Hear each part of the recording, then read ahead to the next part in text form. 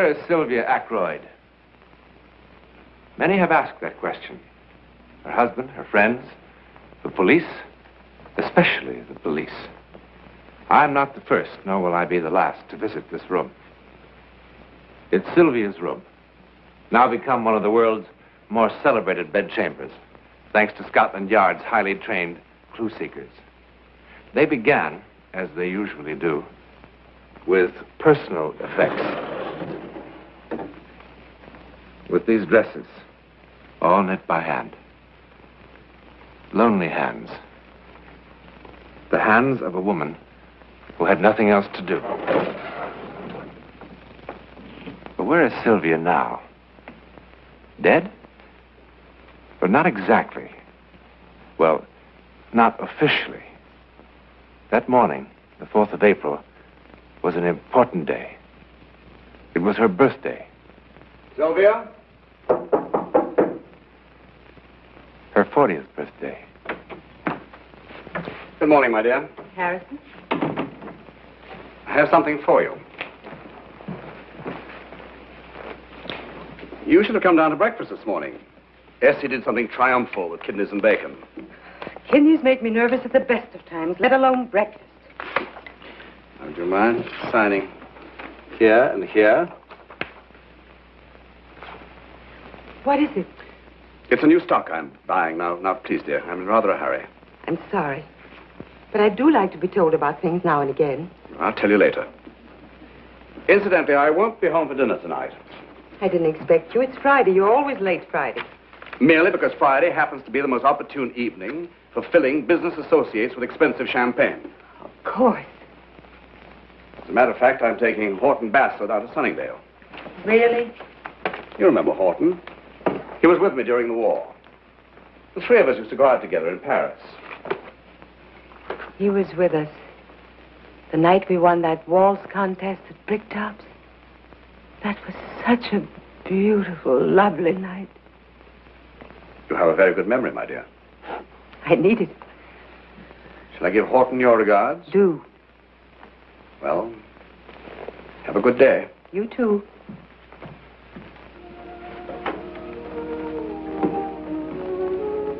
Good day. A good day. What is a good day?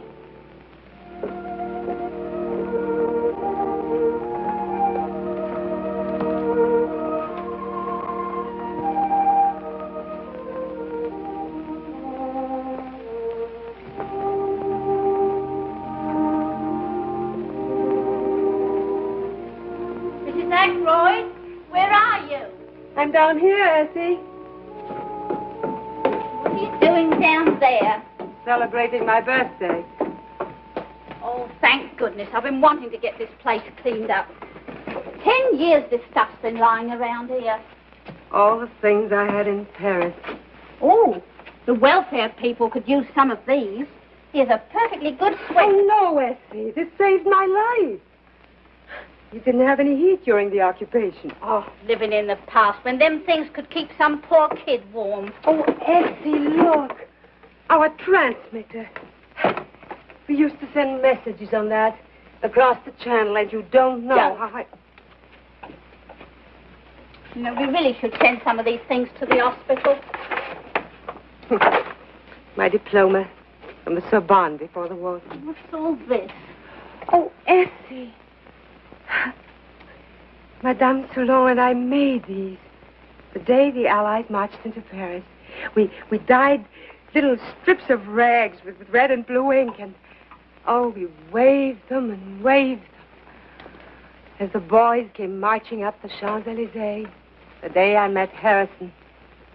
Oh, Essie, it was so exciting. Well, it's over now. Yes, it certainly is. It's hard to believe it was even me. What's this? A game for young and old. Oh, well, that can go to the hospital. No. Room in there for some of these clothes. No, Essie. Well, what is it? Jeremy. Jeremy.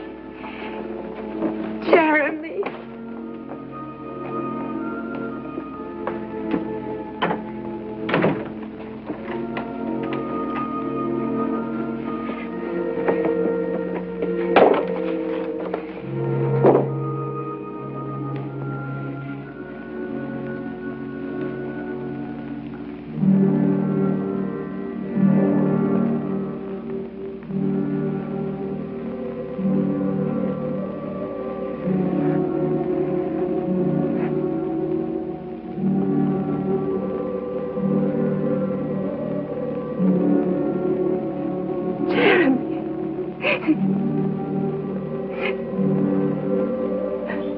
You remembered today. Oh, bless you. I needed it so much. Sheriff, Sheriff, Sheriff.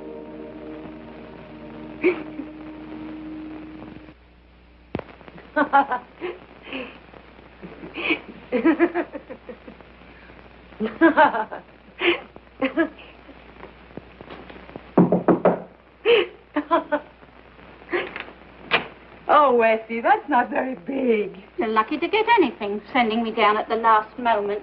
3 shops I had to go to for enough candles. And I got lamb chops for your dinner. Wonderful. Wonderful.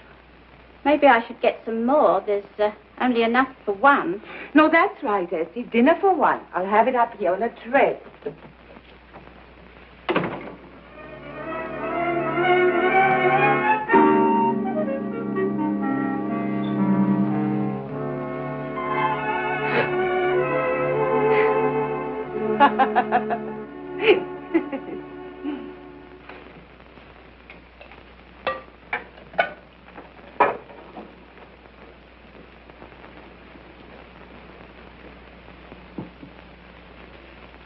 Sir? I was wondering if you knew a man called Jeremy. Doesn't that look good? Jeremy who? I don't know. He came to call on Mrs. Ackroyd yesterday. Jeremy. Oh, probably Jeremy Carlos from the Spanish consul. What did he look like? Oh, I didn't see him. He came when I was down at the shops. Mrs. Ackroyd asked me to get her a birthday cake, and it was when I got Oh, was back. it her birthday? Heavens, Essie, why didn't you remind me? Anyway, it was quite a party. Oh, good. I'm always telling Mrs. Ackroyd she should have more friends. Have a few laughs. Well, there were plenty of laughs yesterday. I could hear them even when I was down here, dusting the sitting room. Good morning, darling. Good morning. It's all right, Essie. I'll help myself. Oh, I'm so hungry this morning I could eat these kidneys. Scrambled eggs. Oh, so they are. Darling, I'm sorry about yesterday. What? Your birthday. Oh, well, darling, I forgot yours last year. Anyway, I thought you were just being tactful. You know how women dread birthdays. I was thinking, that's one advantage in not having any children. You never miss an opportunity, do you? I didn't mean it that way. I just meant that this way I can stay the same age forever without suddenly finding I have a daughter years older than I am. Anyway, I'm glad you had a nice day. I did. Essie tells me you had quite a party. Who was here? Oh, it wasn't really a party. I just thought a birthday cake would be fun. That man from the consul? Who? Carlos? Carlos. Oh, no, Harrison. Then who was here? There's no one here. Sylvia, what you do is your own affair. I use that word judiciously. Frankly, I don't mind, as long as you're clever enough to keep it that way. But you must understand my position. I will not risk adverse publicity. I don't intend to find my name in the morning papers.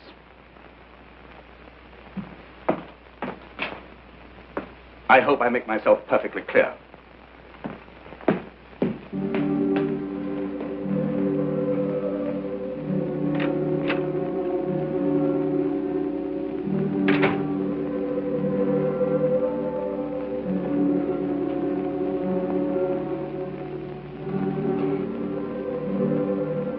Jeremy? You know, Harrison thought I... Oh, Jeremy.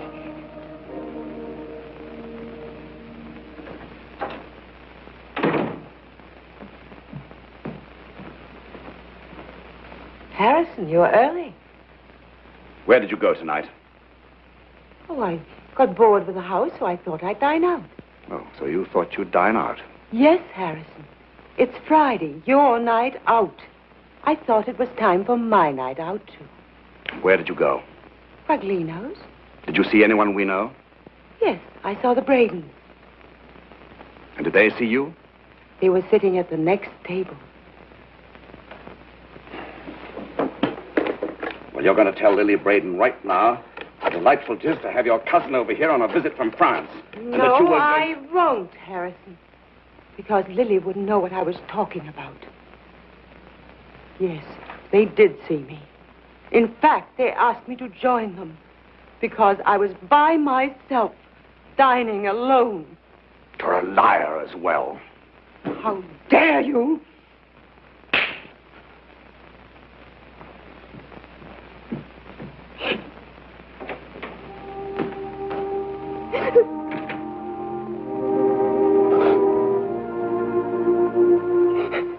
Now, what about this afternoon? Oh, I haven't had time to type it up yet, sir.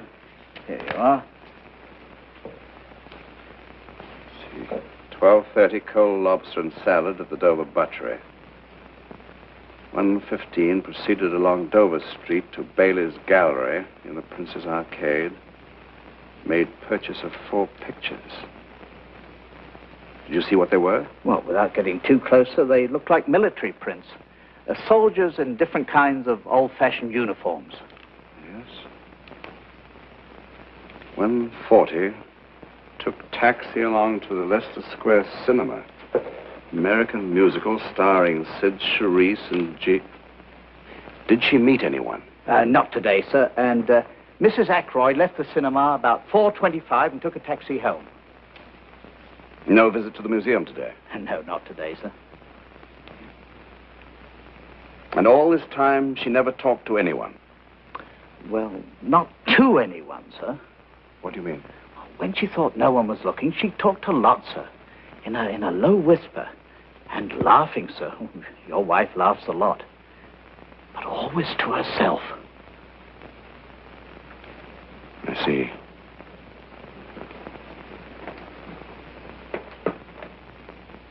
Jeremy, why can't I see you? Oh, you're always saying one day, one day. It's maddening. Jeremy, come over here to the piano. This little figurine. See if you can move it. It's not ridiculous. Well, then show me. Push it over, please, Jeremy. All right, it's silly, but I just want to see if you can do something physical. Jeremy, no. Harrison paid a fortune for... Oh! What'll I tell Harrison? But how? I don't know how to play the piano. But I can't. All right. What do I have to do? Yes. Yes. I can feel your hands on mine. Jeremy. That's beautiful. Look at my fingers. You never told me you could play like this. Jeremy, please let me see you just once. I'll do anything. Yes, what? I promise. This afternoon, I'll go to Hartnell's and buy the giddiest thing I can find. You will? Honestly? Now, Jeremy, don't tease me. I couldn't bear it if you... When? Jeremy, tonight. What time? Oh, Jeremy, I want to know how tall you are, and the color of your eyes, and what you look like when you laugh. Turn that off. How good you are, how good you are, when you sigh on me. How good you are, good.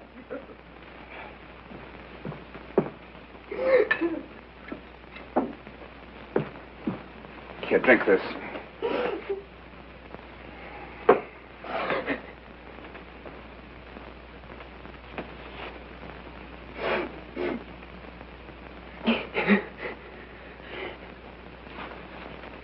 It's pathetic, isn't it?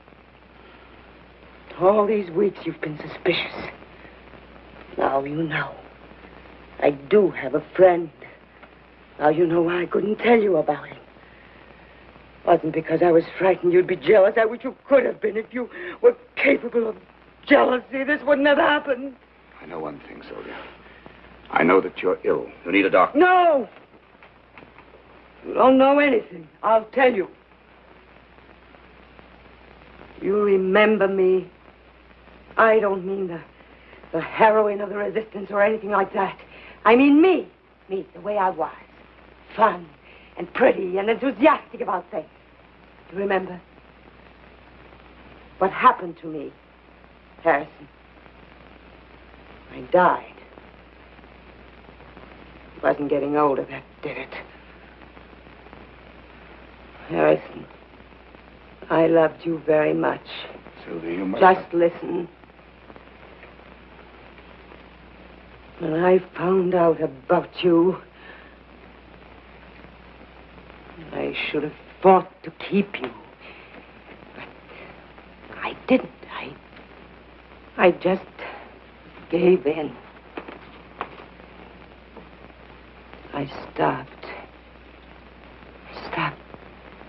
living. Until 3 weeks ago, Harrison, on my birthday, something happened to me. And all of a sudden, I was moving again, and there was color and fun and sunlight. Because someone was showing me some affection. Who? Someone incredibly kind. But who, Sylvia? Do you know what a Ouija board is? A Ouija board? What are you talking about? You remember when Pierre Dardet was captured, and we couldn't get any messages across anymore. Well, Madame Soulon had read a book on telepathy. It seemed pretty far-fetched, but we were desperate enough to try anything. The nights were long, anyway. So somewhere she found a Ouija board. Well, you've seen them. You put your hands on it and they write messages. It's a board. Well, anyway, it didn't work. Not for the purposes we wanted, but we did make a friend. Go on, Sylvia, go on. Before God, I'm telling you the truth. At first, the writings were meaningless. But slowly, there was sense, and then Jeremy. Jeremy? Yes, he was a soldier who fought for France in 1870. Oh, I know this sounds unbelievable, but I've checked it. I've checked in every book in the library. Everything he told us, it's all there. His name, his regiment, where he fought. I swear. Go on, Sylvia, go on. Well, we began to depend on Jeremy very much. He used to tell us where we could find food from the Germans, and he warned us before the Gestapo made searches, and he... Best of all, he made us laugh. Well, that's my lover. A man who's dead 80 years. Operator, would you give me the number of the Belden nursing home, please? What are you doing? 4561. Harrison, why are you calling that place? Sorry, Sylvia, we need a doctor. That's not a nursing home. Hello. Can I speak to the doctor in charge, please? But you can't. You can't. Everything I told you was the truth. Hello, doctor. This is Harrison Ackroyd speaking. Could you come over to my house, please, as quick as possible? It's my wife. Yes, we live quite nearby. There's nothing the matter with your wife. 443 Queensgate. As soon as possible, please. I'm not insane. I'm not. I can prove it. I can. I can. Jeremy promised me. Jeremy, you promised. What time is it? Almost 7:30.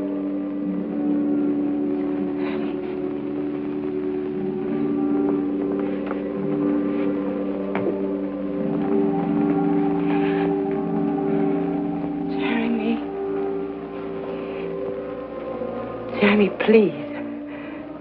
I need you.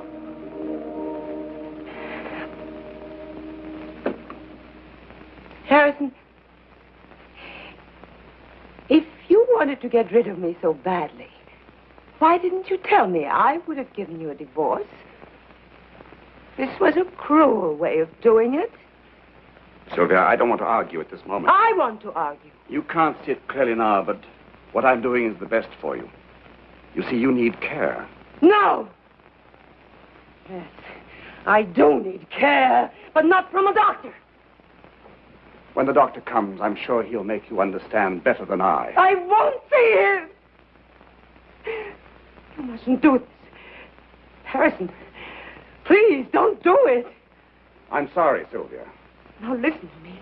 If you heard him too, if you heard his voice, if you saw him... Jeremy, you promised. I never needed you so much. Jeremy!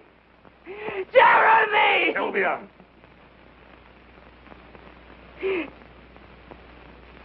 Harrison, the tape recorder.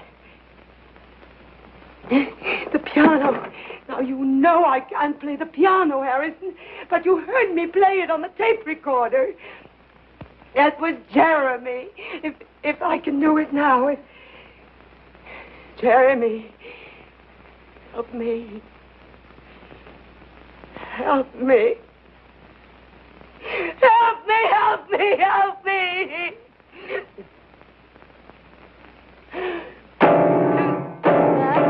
The doctor's here. Doctor, I'm Harrison Ackroyd. That is my wife. You can trust me. You'll be happy where you're going. Come on now.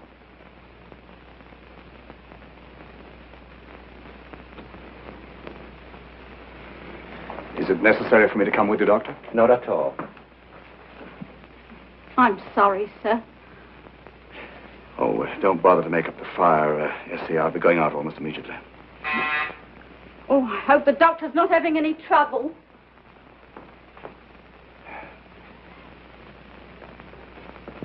Sir. Mr. Ackroyd? Yes. I'm Dr. Werner. Who? Werner. We talked earlier on the telephone. From the hospital. I've come for your wife. Where is she, Mr. Ackroyd? Where is she? When she left this house, Sylvia Ackroyd joined that bizarre band of human beings who have simply vanished from this earth. Finally, utterly. It would be nice to believe that Jeremy did keep his promise. He told her she'd be happy where she was going, wherever that may be.